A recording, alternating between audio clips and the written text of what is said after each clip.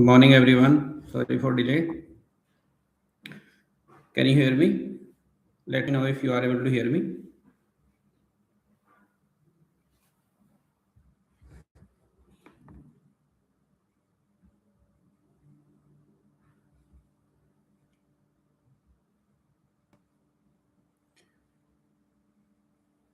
Uh, can you hear me? Can someone confirm? Is there any issue?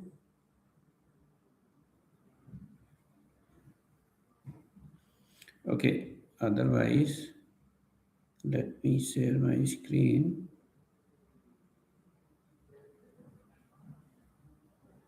So, have you gone through the remaining video like any other thing we can discuss further? Otherwise, I'm going to start some of the new content.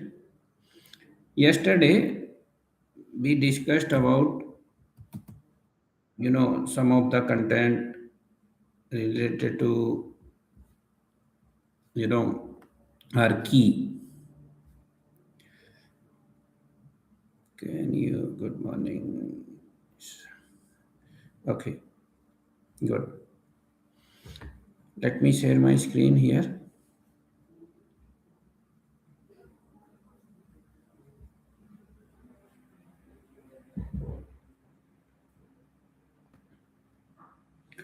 Hope it's visible for everyone.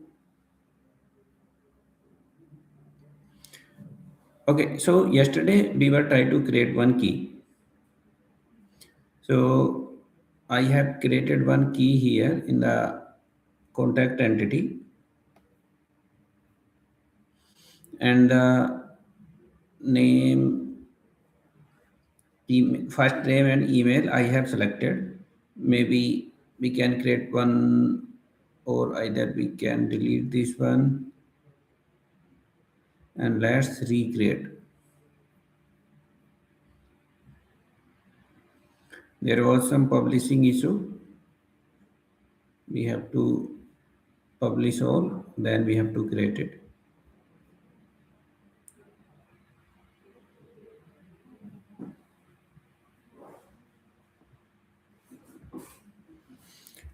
Last name and email. Okay, email is this one.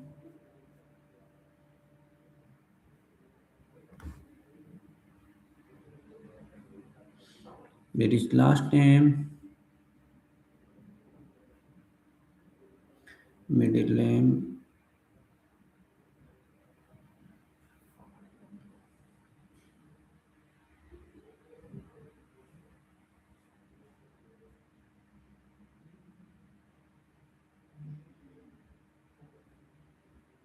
So last name, and we have set it email. Okay, it will check first, is there any existing record is there with the same violation. Then it will show some alert or error message here. It is showing pending. It is checking the existing data with this particular key, and then it will create this one. So let's wait for some time. So what will happen now? If we are going to create a record with last name and same email ID, it will not allow to create this particular record. So from this key identification, we can either restrict here to create any record in the system. Understood? Okay, now let's cover more things like whatever we have here. So let's cover the other content here, because we mostly cover the practical things. So let's cover some theoretical information as well. So recap, what is the Dataverse here? The secure platform Dataverse is Microsoft secure scalable data hub. It's allow organization to manage data in a centralized and intellectual cloud service. So structured here, core compatibility here is tables and columns, complex here, relationship, global, business rule, enterprise grade security. So what we have here, the structure core capabilities here, structure tables and columns we have in this database. So that complex relationship even we can manage here, global business rules, and even defining extendability, extend and modify standard behavior to meet unique business need. Out of the box logic come paid use extendability. Okay, so here uh, what is the use of here, this data words. So what we can use, suppose we have some our out of the box customization, whatever Microsoft is provided, we can utilize that complete process, or we can extend this particular system based on our need. Suppose if a person is having 10 or 15 set of fields in one of the place or one of the entities, even we can reduce existing fields, we can remove those fields, and we can create new fields based on our need. So we can redesign the database structure also. Column level we can do. So schema customization, we can create new tables, we can create new custom tables, and we can create new custom columns in the existing tables or new tables as well. Data quality is we have good amount of different data types here. So we have data types at date, choice, lookup, option set, multi select option set, even two option set, and even file types also we have. So we have different types of database data types here, so that we can utilize the different set of attribute based on our user need. Data quality here, custom column, and the custom tables also. You all know all those information, but this is just for for better understanding. So here we have three types of relationship between one table to another tables: one to many, many to one, and many to many. So why those relationship are needed? So suppose if we have some of the requirement, so one to many example is here. So one customer may have multiple service request. So here in the customer level, if we can add multiple service requests, suppose if one person is asking like, hey, I need that service cleaning request, I need that some maintenance request, I need some another request. Suppose if we are giving this particular software for a service support, or a company where they are providing different types of servicing. So we can have that level of capability, like one customer can choose multiple service requests. So there we have to choose one to many request. So one customer, many service requests, and many to one example. So multiple technician can associated to one manager. So example here is, suppose if one manager is there, so one manager have multiple technician. So here this is a parent child relationship. So One simple example here is, suppose if we are working, or if we are talking about field service. So here, in multiple technician can associated to one manager. So this is the one example of many to one. And many to many example, project and participant mapping. One project may have multiple participants, and one participant also associated to the multiple projects as well. So here we have that capability, like we can add here many to many relationship. If we have created many to many relationship, so we have limited here information, like in many to many, I will showcase the actual UI, how many to many relationship looks like in the form level, and how we can add that relationship. So benefit here, no data duplication, clean enterprise reporting. If we are creating correct relationship, so we can maintain, our data neat and clean. No code logic business rule. So here, suppose when I will cover business rule, maybe in next week I will cover business rules and JavaScript. So mostly there is no specific code is required to implement at least some level of business rule. Real time validations we can do in the business rules. So hide fields validation, like I will tell you some real time scenario here, where we have to use business rule, when we have to use JavaScript, and when we have to use some another our process. But with the help of business rule, we can hide and show field security, also make field read only mandatory, auto set value.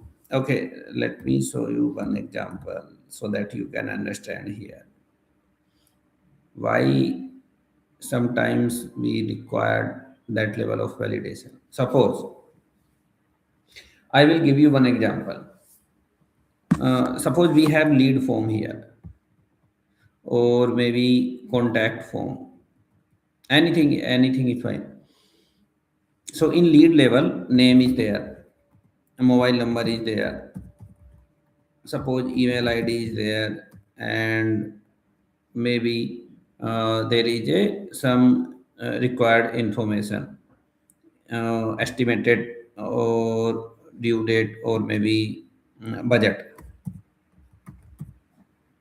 So we can, and suppose we have and logged in user, we can select, or we can maintain some logic. We have a requirement and owner.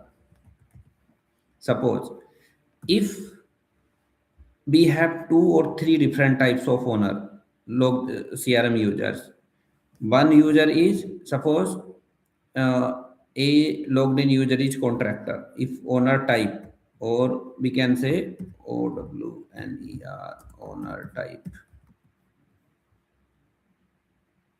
If owner is, suppose here Rohan, and here is a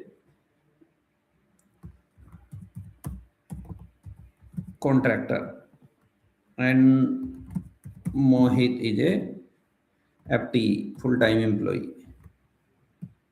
So they ask us to implement, suppose a logged in user is, or we can say uh, owner of this particular, not owner, we can say here logged in user. Logged in user we can maintain. So if logged in user, owner, or that user type, I'm giving one practical users here. Here one example so that you can understand. Suppose uh,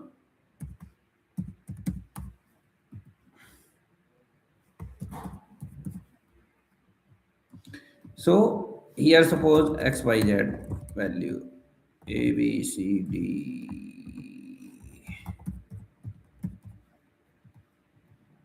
and budget may be.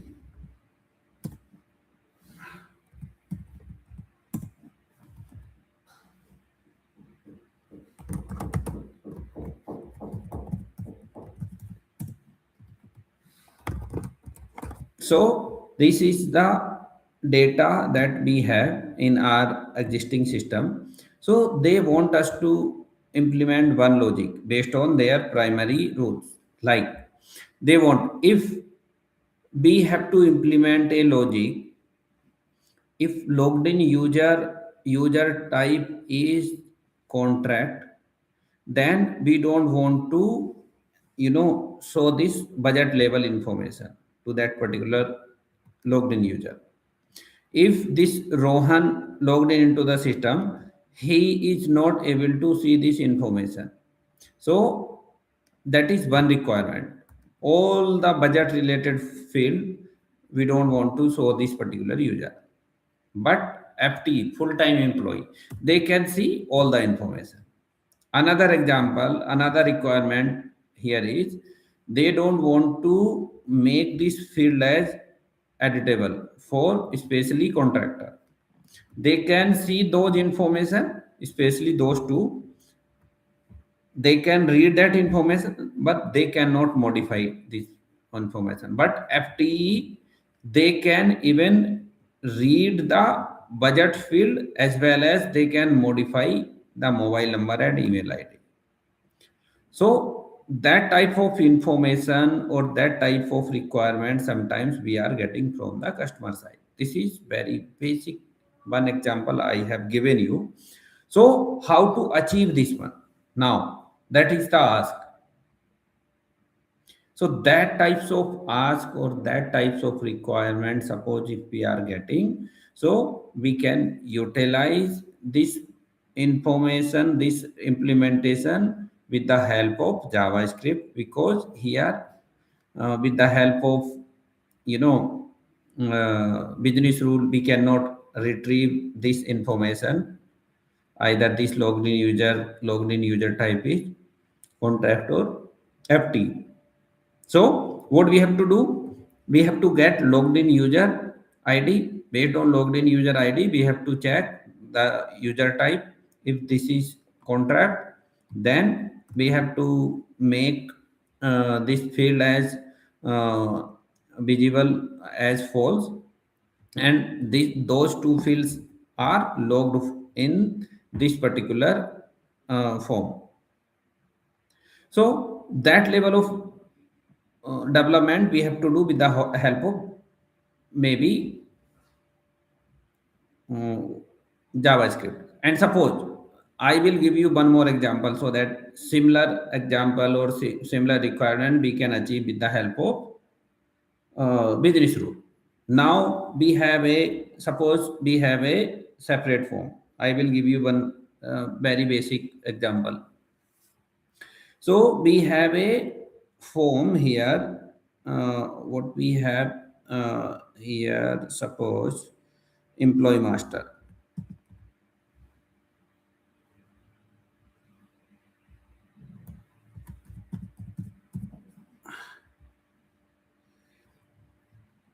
So here this is name, this is mobile name, mobile, email ID, type like employment type, and employment type, salary, and maybe bank detail. In bank detail maybe account number, and maybe account IFSC code,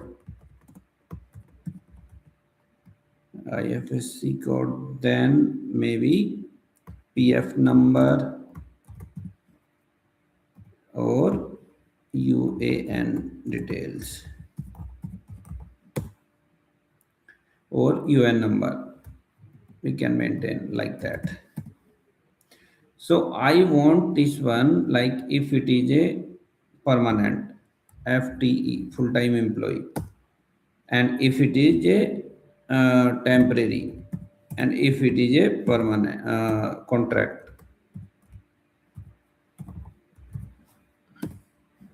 So we have three types of employee here. So I want a logic here. Suppose if employee type here is FTE, I want all those information here: salary, this account number, IFSC code, PF number, UN number.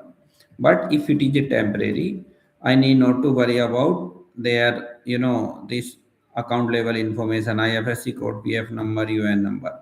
They are they are just having maybe a fixed salary. They are not maintaining any PF and UN number. So they need only this salary, account number, and IFSC code. PF and UN number is not required for temporary level. But if it's a contract level, they need only this specific salary level information, maybe account number and IFSC code. They have not required for this one, and even UN and PF also not required. And maybe for contract level, they need a person, or in which particular company they have that contract. So I want, if employee type is FTE, they can enter salary, account number, IFSC code, PF number, UN number, and those are mandatory. And for temporary, so they have to maintain salary and account number, IFSC code. Those are three fields are required here and mandatory. And here PF and UN number are not mandatory, and it should not visible if user selected temporary. So third here is contract. So if it is a contract, so they can only see salary information, and they cannot enter account number, IFSC code, PF number, and UN.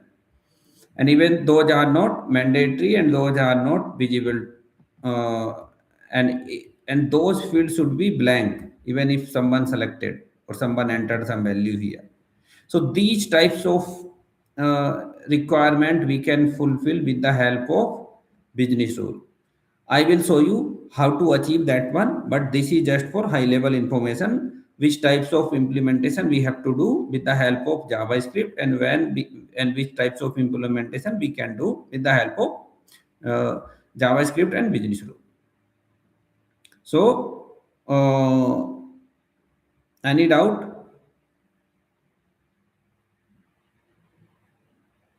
So far, so good. Okay, let's cover this. So here with low code, no code logic, we can show hide fields, field security, auto set value. We'll cover all those process here. Process automation here with the help of Power Automate. We can have okay. I will give you one example here.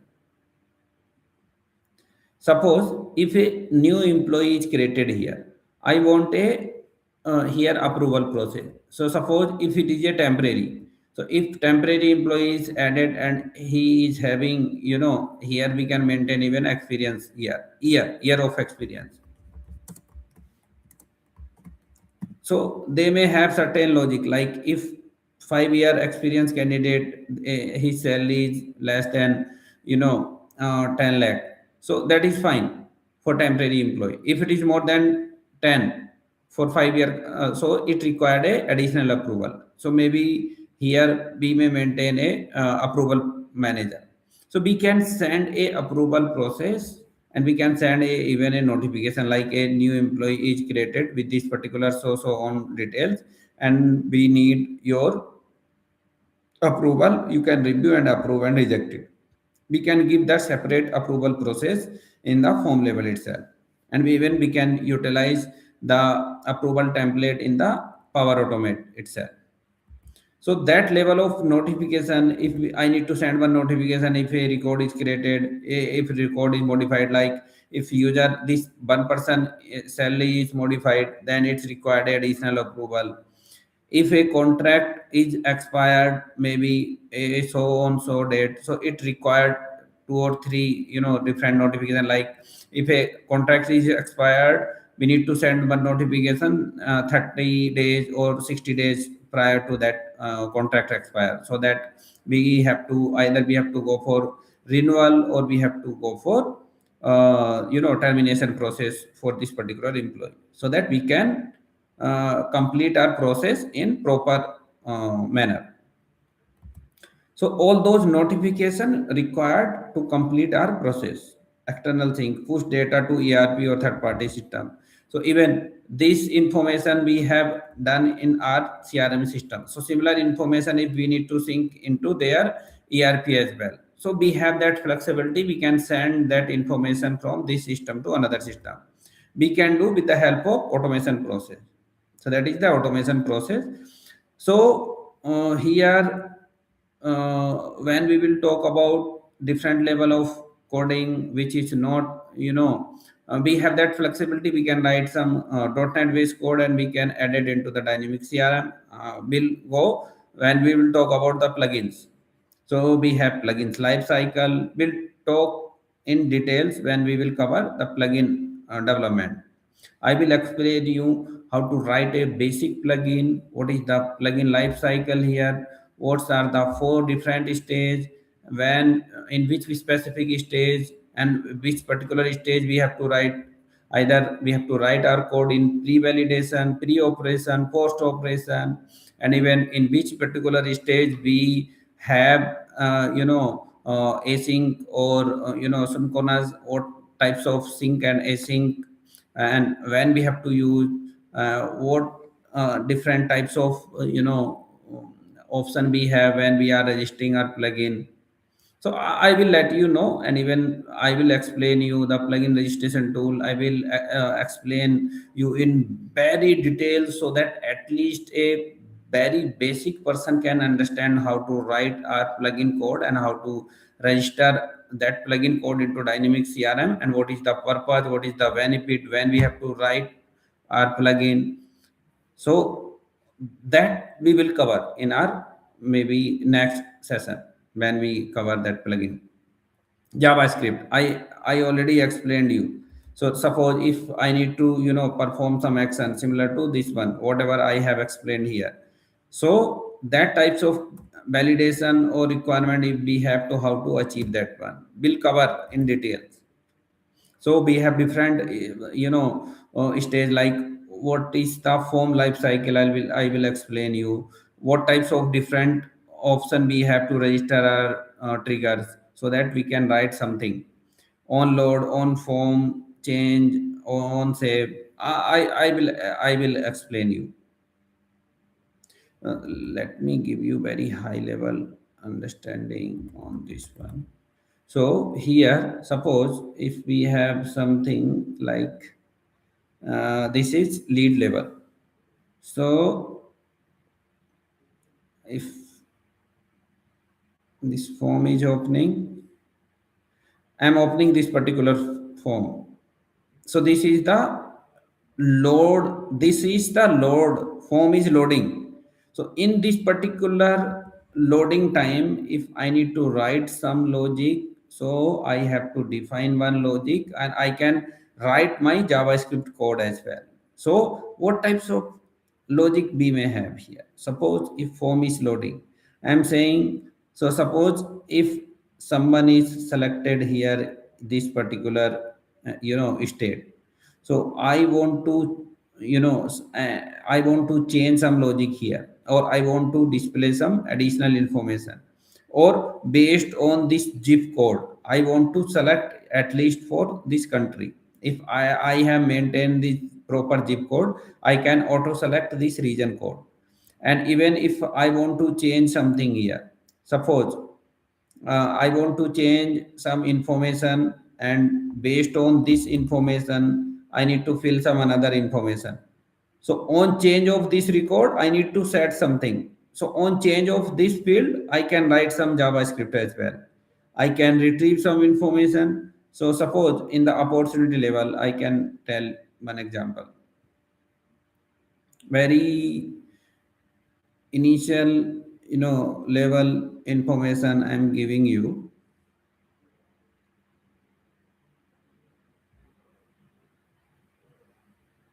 So suppose this is the opportunity. I have a requirement here. So we have here contact, and if I want to select this contact as, here I can select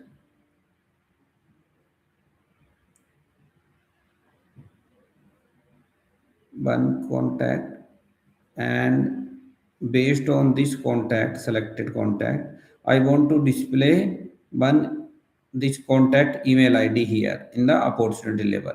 That is my requirement. So based on this selection, I want to read some information from this contact. I can display that information here, and I can set that value on change of this particular field. So that information I have to go and I have to update here as part of this JavaScript code on change. Similar on save. I want to set something on save of this particular event. So if I'm going to save some information here, so saving. So if I'm going to change it, and if I'm going to save, so there is a logic behind this particular scene. On click of this button, so there is a save request. So I can perform, I can write some logic on click of on save of this event. So that level of code I can write in the JavaScript. I have three or four places where I can write my JavaScript code. So here we have concept here, security roles, field column security, business unit, integration. So here we can do that level of work here.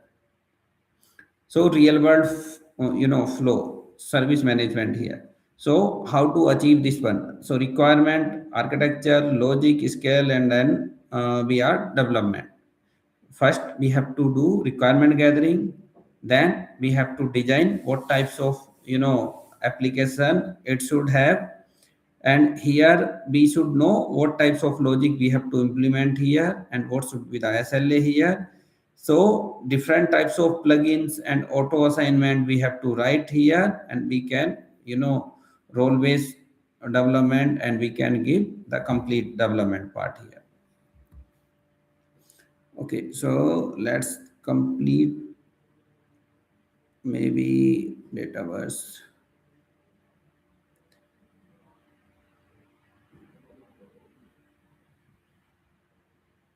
I I will give you all those content with you, so that at least you can go through all those. So here data architecture, ERD, we initially discuss all those documents. So how to create those particular uh, documents here. So we have to understand in which particular stage what is our business process, so that our development team can follow that particular process. So before writing or before initiating our code, we should understand the application or the business process here, so that if we have documented everything, we can increase our application development speed and easily understand what should be the process flow, what should be the here automation part we have to do. If we have everything documented under any specific file, we can share that file across our development team, and they can follow the same thing, and they can even they can parallelly work into that specific sheet. So here, modeling, ensuring development, uh, you know, so that we can complete our, that development work. ERD diagram, entity relationship diagram, here we have. So what we have to understand here, like what types of entity we have, how many entity we have to maintain as part of this particular requirement, and what types of field we have to create, and what types of relationship here we need to implement here. So that level of information we should have here in the ERD document. CDD, custom data definition here. So what we have to do here in that CDD, so table space, validations rules, security design, and even the business rules. So here defining standard, like if we can achieve this requirement in out of the in if we are utilizing any out of the box table, or we have to create a custom table, custom component, what types of attribute we have to maintain in that custom table. So validation rules, like we have discussed here in this Excel sheet. Like if we have any such requirement, like, hey, these are the business validations. So without those validation, we cannot complete our requirement. So we may have n number of these types of validation in different entity, so that we can complete their complete process requirement. So here we should have all those information here. So in this particular CDD diagram, we should have all those required documents in different stage, like this particular sheet, what types of table we are having, data types, and if it is required or not required, we have to follow all those particular process. And in those particular sheet, we should have the complete designing phase, like requirement analysis, Excel designing, key ID, and ERD diagram, and the complete implementation process here. We already cover all those information here, and we can have high level of those information. Column data types we already covered here. Let's see what we have here.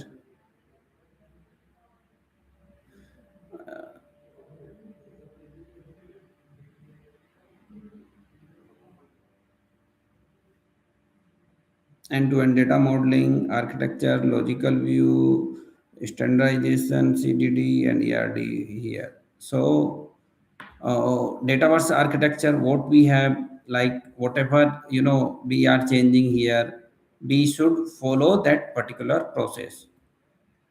Logical architecture, like here entity level, attribute level, and how they are connecting each other, we should have all those information here.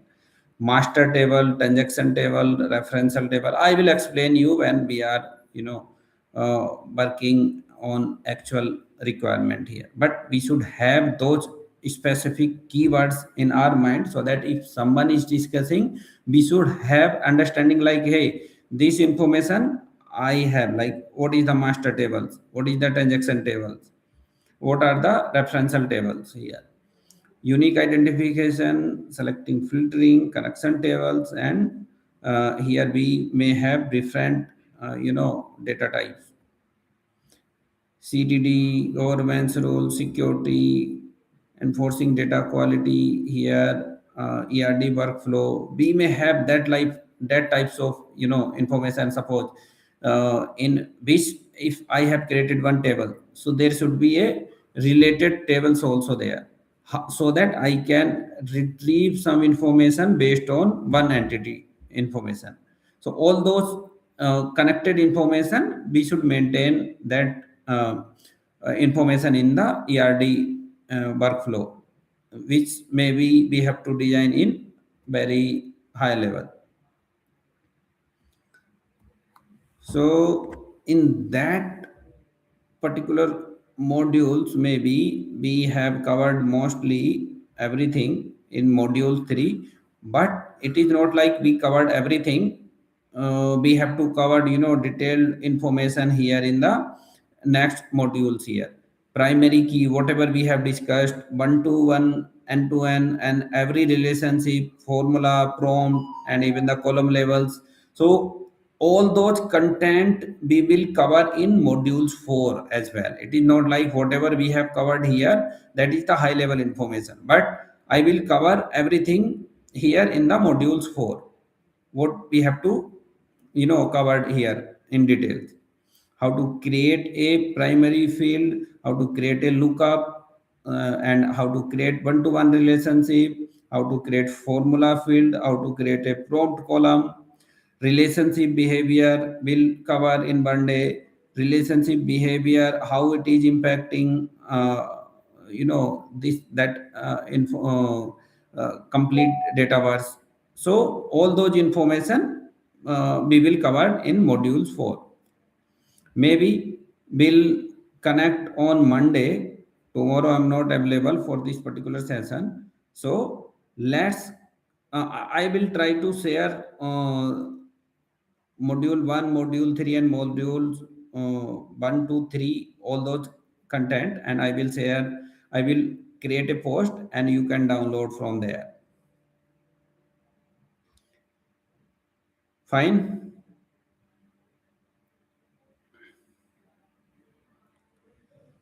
Are you utilizing this particular time?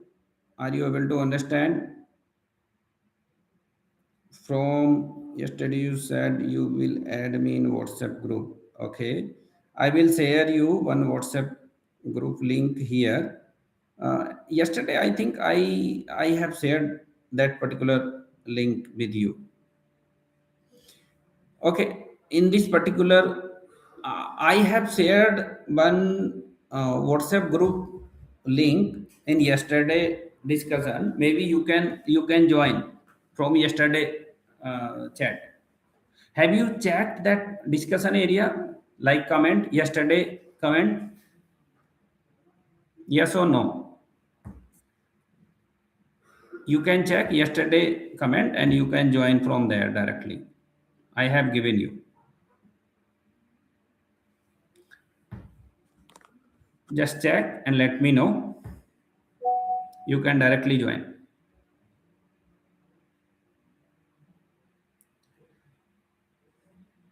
Anything else, or let's close this call for today? Thank you, everyone.